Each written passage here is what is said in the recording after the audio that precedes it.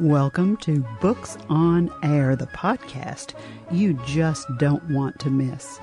You're about to get a sneak peek at what goes on behind the scenes with authors. You'll find out their secret recipe for creating a book. They'll tell you where they get their ideas, and you get the inside scoop on their next project. Want to know more?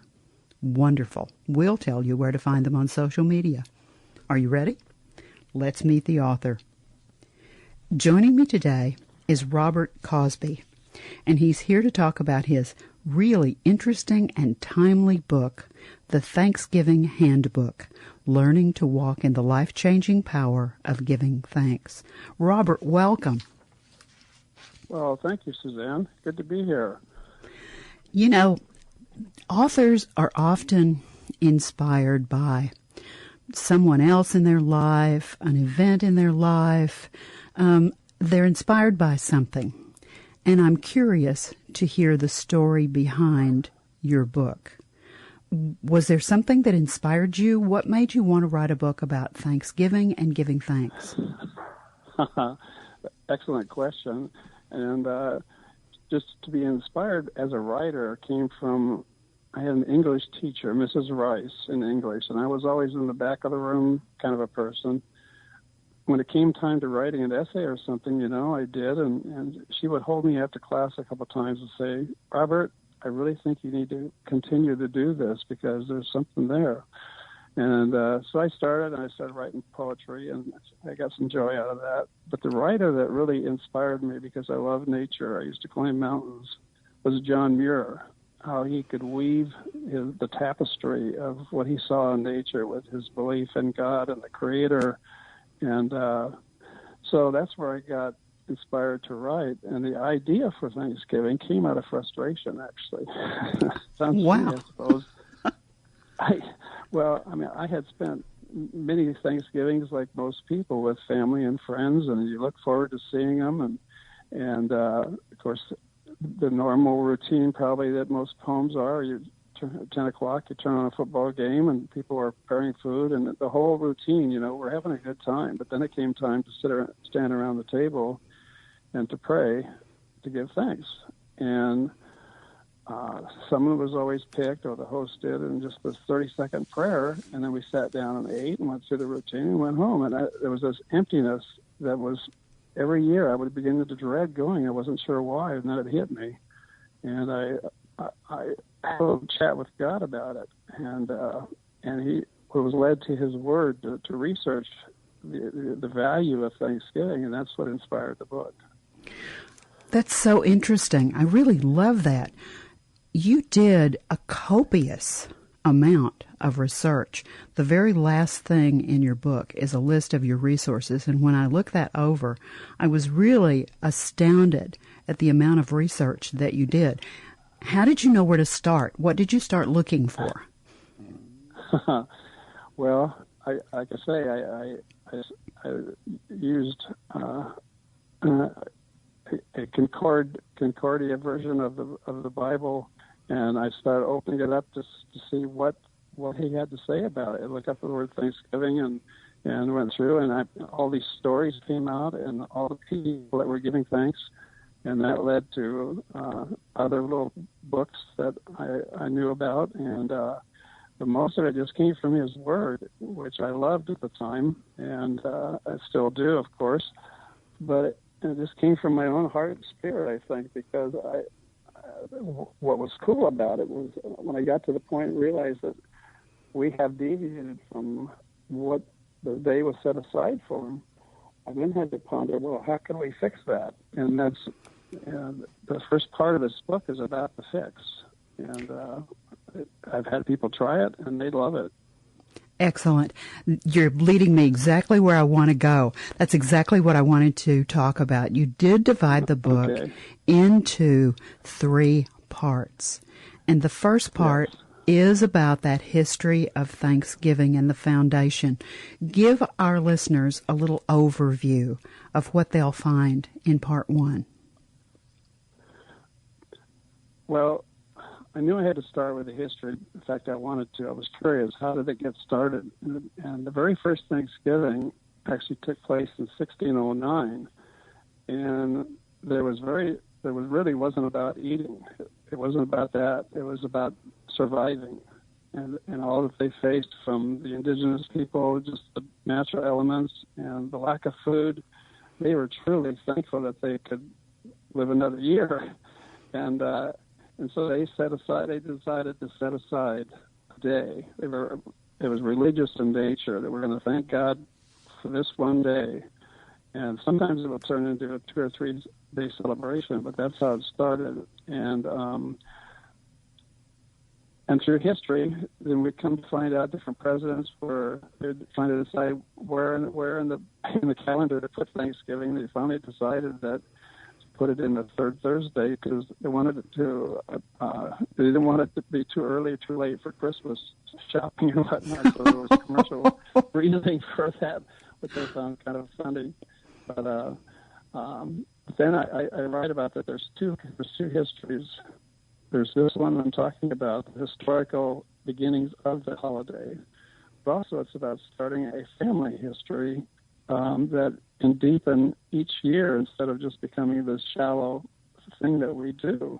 And so building for the future is what this book is about. My goal is to get it out to many people as I can because of what I have found about Thanksgiving and the power that's in there. We'll talk about that.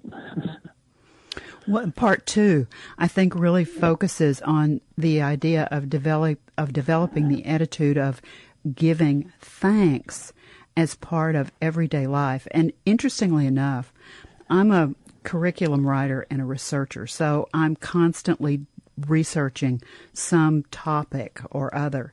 And I've done some research into gratitude and thankfulness, and I'm amazed at the number of scientific studies that are backing up exactly what you say in the book. There is so much positivity that can happen in a person's life as a result of doing what you're talking about. Let's talk about part 2. Part 2, it starts out with, I call it one of the chapters, One Day at a Time, and I talk about in a kind of a comedic way about, okay, the party's over, you ate too much, you drank too much, and you were up too long, and now the next day, now's the time to start thinking about incorporating Thanksgiving, the giving of thanks, gratefulness into your everyday life. And I go through, and one of the chapters is walking it out, giving encouragement to those who to learn how to give thanks every day. And I talk about a deep friendship I have with a lady who had emphysema. And I'd visit her, and she tried as hard as she could only get half a breath at a time. And I felt bad because I was sitting there breathing normally, and I realized that just getting a full breath of air is something I should be thankful for. And that's the first thing that I ask people to write down. I have a thankful moments journal in the back of each book that you can write. You can think of something, you write it down. I said the first one, let's make it air. Have you ever done that? Be thankful that you can breathe normally, because without that you're probably not alive, right? Right. And and so I just go through how to incorporate that into everyday life and the value of it. I give an example. I call it a day without thanks, a day of no thanks. And I create a story of this man going through the day, and no one is saying thank you for anything. And it shows what happens when you don't give thanks, how it affects this person and then that person. And it's a powerful thing in our society to give thanks. And Hallmark would agree with that because they've written a whole line of cards about it. I do. You're absolutely right. And you know something else, Robert? It strikes me that we are a very hurried society. And I think that often we've lost the simple pleasantries, manners, whatever word you choose to use, but we don't thank people for things like right now we're going through all this COVID stuff, and Right. we go to one of the grocery stores, one of the major chains, Tom Thumb, and there's a particular little place you park in their parking lot. You call them, and you have already ordered your groceries, and so they have a young lady or a young man that brings the groceries out. I always thank the person verbally, and I always give them a little money. Because these are people who have jobs, but they're struggling. This is not a high-paying job, and I want them to know that I appreciate what they're doing. And so I'm always really conscious of that. And I think a lot of people have lost that consciousness of thank you and being grateful. Is that what you're saying in the book? Am I interpreting that correctly? Well, absolutely. And I want to mention one thing. If you think of every single holiday, go through the list, Thanksgiving, Christmas, Easter, 4th of July, President's Day, whatever one you pick, it has diminished. And in my research, I came across what I call two laws of nature, which apply to almost any situation or subject. The first one is incrementalism. Things happen incrementally, whether it's your growth, even our bodies, they're dying, but we don't notice it because it's incremental. And the other one is diminishing returns. And the original Pilgrims, they had an absolutely wonderful Thanksgiving, I'm sure, because they weren't sure if they're going to live for the next one. And it was very strong. Christmas, the birth of a king. And that was what we were supposed to celebrate. But what has it become? Incrementally, it has become about me. Easter, the power of a risen Lord. We celebrate that. The first one, they were just awestruck. What has it become now? It's about a bunny rabbit who lays eggs, Right. 4th of July. Veterans know what it means, do we? So there's this incrementally diminishing return of all these things. And so what I'm trying to do is bring attention to it and giving them a way to inject Thanksgiving into that day, first of all, without getting rid of anything else. I stress that. And you don't even have to be a believer in God to have a wonderful Thanksgiving. It's inherent in our DNA just to be thankful, just to be alive. And so I go through on how to inject this into the day, and the stories that come out of that is pretty awesome. It really is. Of people, and we can talk about that if you want. Or if you want to move on to the next part, you just let me know. If there are some stories you want to share, please do. I always think that it's very powerful for the listener to hear personal stories about someone who's experiencing what the author's talking about. Okay. Well, my kids, I have 4 kids, 2 boys, 2 girls, and they knew I was a writer, and they knew I was writing a book about Thanksgiving. So I used them. I had a basic outline manuscript, and so that next Thanksgiving, I said, could we try what I'm talking about? Oh, sure. And the surprising part of it was that the kids really got into it. They were listening to me with rapt attention on what we were going to do. And it involves, in fact, on the back of the book, there's 4 things I asked people to bring. And would you like to know what those are? I would. All right. The first one, of course, is to bring a thankful heart. The second one is to bring a dish, some kind of food, check with the cook on that.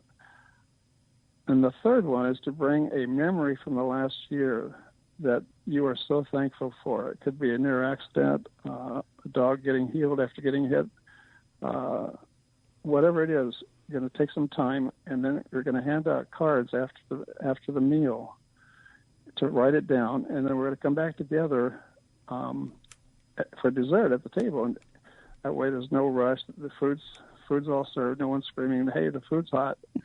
And the fourth thing to bring is this kind of a new thing, but it's awesome, is to have the host and hostess put a basket by the door and a note on it that says that your donation goes to a local charity.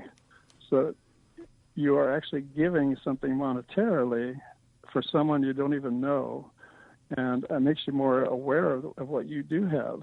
And so we did this, and we handed them out, and people were they didn't know what to do with it. So just write something down that happened, whether it was yesterday or 6 months ago. We got in a circle on the living room floor. There was about 25 of us, and we started sharing. Went around the room, each one. And by the time we got to about number 5, there was tears. Oh. We got to number 10, and I looked over to the other side of the circle, and it was more than tears. And we got around, and I'm not talking about just the women who are maybe more emotional. This was kids. One of the kids was like 12 years old and broke down crying because she was so thankful for her parents. Of course, that got the parents crying. Oh, Robert. And some of the men, are very stoic and sort of frustrated the game's not on, sitting there, and they read what they had, and then they listened to their kids share what they were thankful for from last year. And here are these men, 30 to 40 years old, with tears in their eyes. And it's like, wow. And that's one of the questions I ask at the back of the book. And I'll read it to you. When was the last time you shared a Thanksgiving meal with family and friends and then found yourself thinking about the conversations the next day? Well, we did. People were just kind of blown away by what took place. And so that's what I was trying to do, is make a spot. Sounds funny. A spot in the day of Thanksgiving for giving thanks. And it worked out beautifully because all the dishes were put away. The cook was relaxed. Everybody was satisfied food-wise, but they're always open for dessert. So there was no time frame. We just sat around and shared, and it was really awesome. See, I think that powerful story, especially since it's your personal powerful story, will make people think in a different way. And if they pick up a copy of the book, then they'll have what to do and exactly how it all works so they can try it their Thanksgiving because we're coming up on that holiday. Well, exactly, Suzanne. And what I did, I wanted to make it as easy as possible. I talk about the fear of even mentioning something like this, and that's the yeast that will cause the bread to rise in this group of people. And I even write out an invitation for people to copy. On this day, we look forward to you being with us, and the 4 things we would like you to bring. And you can make it as easy as possible for the host or hostess to say, we're going to do something different today. And so to me, that's what's important. You can't just say, hey, you need to give thanks more often. No, show them how to do it. Here's the what I call the scaffolding. Here's the framework for how to do this. And it was very easy. And people they loved it, and they look forward to it every year now. So I wanted to, if I could, Suzanne, well, absolutely. Well, you don't know how it's going to go. I mean, it's an idea, and literally you're changing the pattern of people's behavior for that day because they have a routine. And so by injecting this element, it changes the routine. But once you do it, it's like it becomes mentally a part of the next Thanksgiving in their minds that this is what we're going to do. And it's much easier. And I love the idea of a basket at the door for money to donate to an organization because that reinforces the Thanksgiving message and you're helping somebody else, and so they will give thanks for what you've done. Oh, I love this, Robert. Exactly. This is such a great idea. Yeah. Now, what about part 3?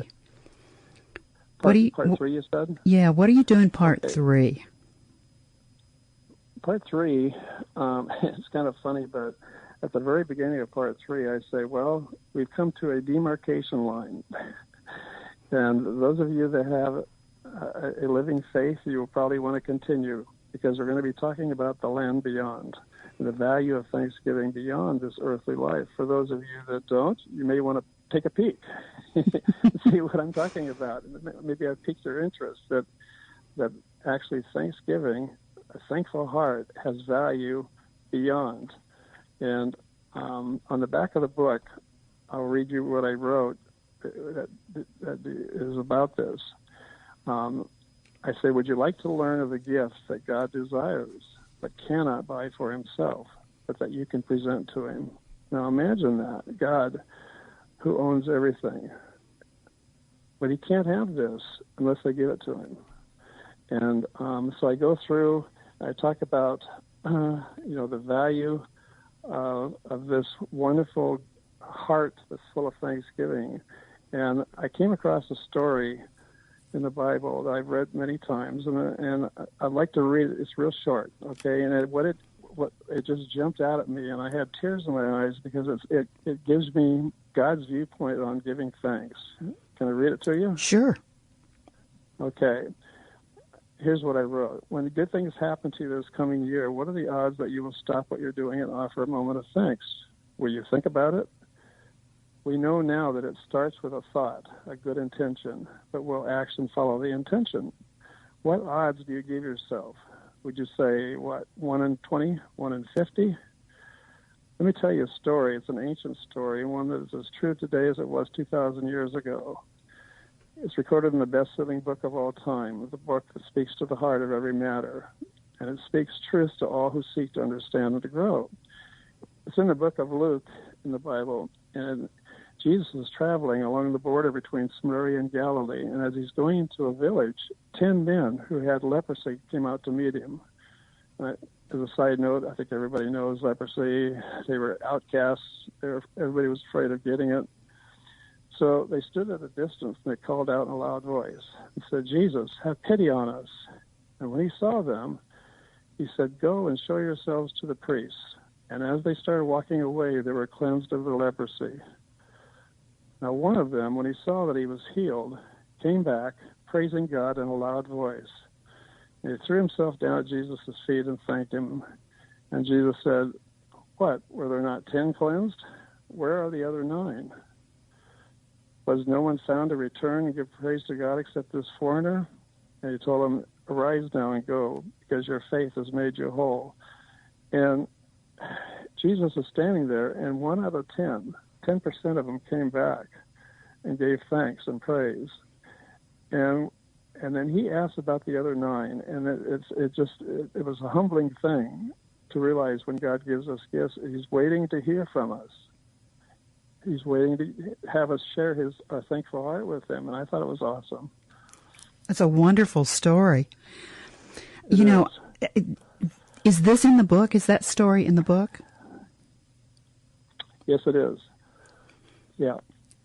Is that one of your favorite parts? I think you had a couple of favorite parts you wanted to share with the listener. Is that one of them? Yes, it is. And the other one is called Deliverance from Me, Myself, and I. And I talk about every day, about where you're trying to get people to be thankful every day, and I tell them, welcome to the battlefield. And what is the battle, you ask? It's the battle for control of you and I as we walk through this life. But you say, I am in control. I said, well, maybe you are, maybe you're not. Let's look at who the enemy is. And in the book of Timothy, it's awesome. Paul talks about the 19 characteristics of what the enemy builds in our life that we battle every day. And I tell people that if they will honestly look at these things and realize that they are in their heart, they can have victory. I'm going to read you there's 19 of them. I'm just going to read you the first few.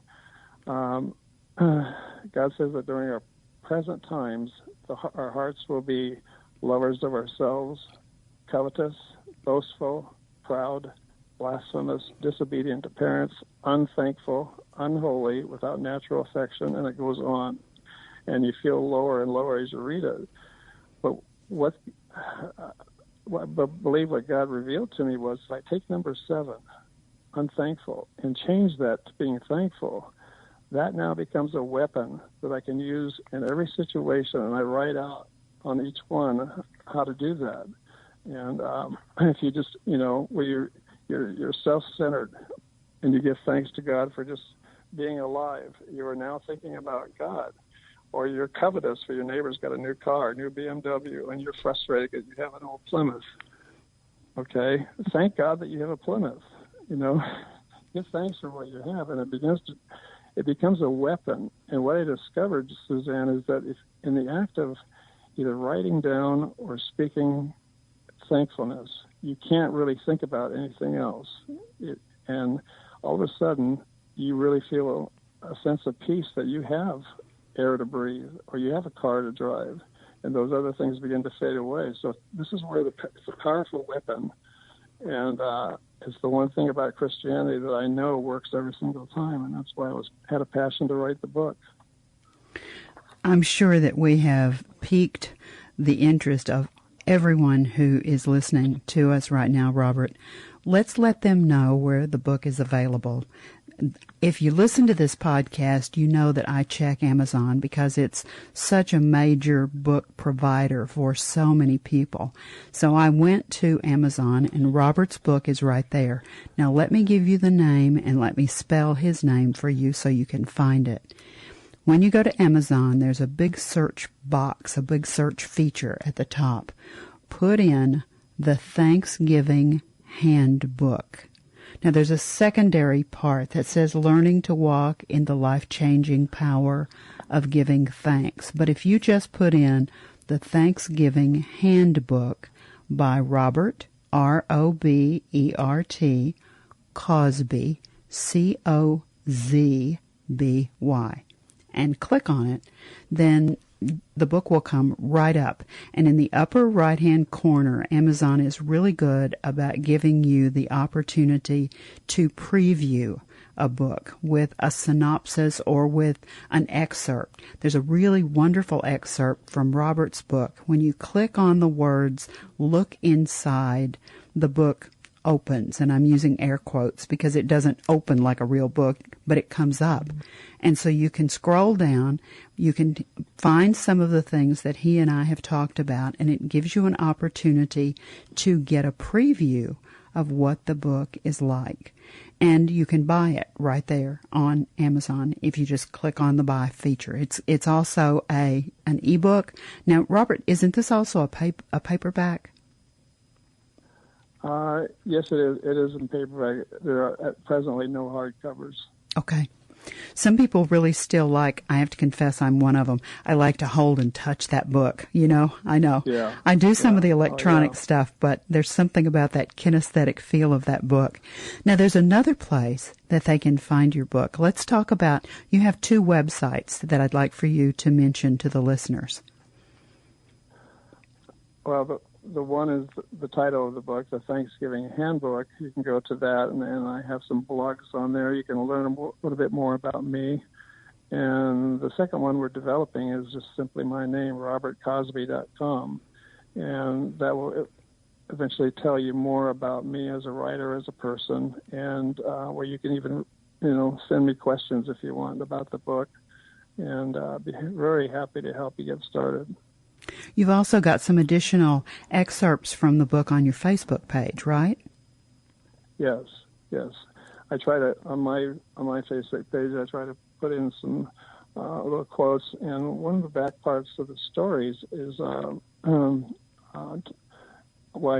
put some stories in about people giving thanks and what they went through. And one of them was actually about Michael Jordan, and then I also have Pebbles Along My Path. They're little paragraph stories in themselves about things to be thankful for, and I put those on there, and people appreciate them, and hopefully it leads them to check out the book. Well, our time is really up, but I want to ask you one more thing. When the reader finishes the book and they either close the back cover physically or they metaphorically turn it off on the device that they're reading it on, what do you want them to leave with, Robert? What's the core message that you have for the reader? The thing that I would love each person to know, when I talk about it when we have our Thanksgiving gathering, is that you're not just doing some ritual here. You are turning your whole soul in the direction of being thankful that you're even alive, and it's being built into you. And not only that, But by you being a thankful person, you impact people around you. And the third thing is, please remember, you are building a thankful heart that you can one day lay at the feet of God with a smile on his face, knowing it's the only way he can get it is by you giving it to him. So you have even eternal reasons to be doing this on a daily basis. I love the spirituality of the book. I love the stories in the book. One of my favorite parts is that you have provided pages in the back of the book for the Journal of Thankful Moments. And that gives the reader the opportunity to create their own journal. And journaling is so very powerful. It's been such an absolute pleasure to talk to you, Robert. Thank you so much for joining us today on Books on Air. Well, thank you, Suzanne. You've been a great hostess, and it's been a joy to talk with you, and I'm hoping people will become thankful people. Me too. Me too. Now remember, thanks, the title of the book is The Thanksgiving Handbook by Robert Cosby, and you can find it right there on Amazon. You've been listening to the Books on Air podcast brought to you on webtalkradio.net. You can also hear this podcast on iTunes and iHeartRadio. I'm Suzanne Harris, and I hope that you'll join our next Books on Air podcast. Remember, you never know who's going to be here. And I'd like to thank you so very much for listening.